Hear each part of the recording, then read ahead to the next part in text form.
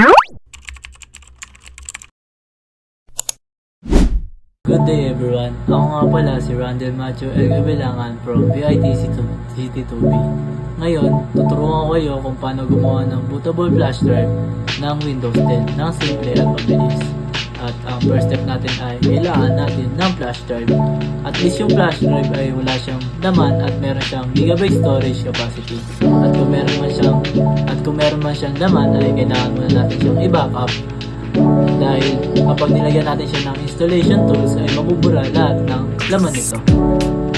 So ngayon ay pupunta tayo ngayon sa Google Chrome at i-search natin dito ay ang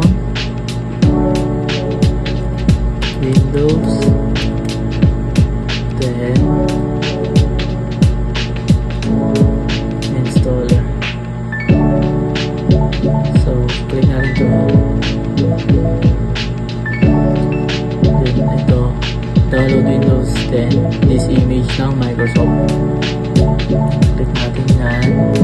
Then punta tayo sa ito, download now. Click natin yan.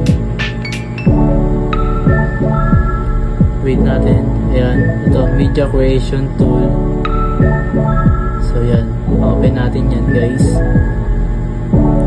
So ito yun, media creation tool. Then click lang din natin yan. So dito ay lalabas na itong getting a few things ready. So wait natin yan. So lalabas dito ang Microsoft software account. So dito, kayo na bahala kung babasahin nyo pa yun o hindi. So next lang natin yun.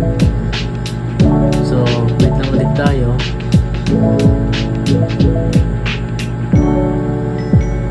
Then ito, what do you want to do? So click natin tong create installation media. Click lang natin yan. Then next.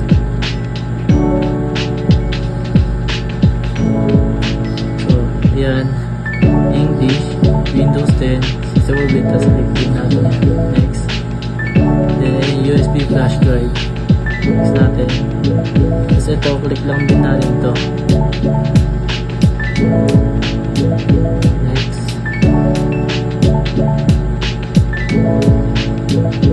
So dito sa downloading Windows 10 ay siguro 5 to 10 minutes ay maghihintay tayo. Antayin na lang natin to 5 to 10 minutes. So bilisan na lang guys.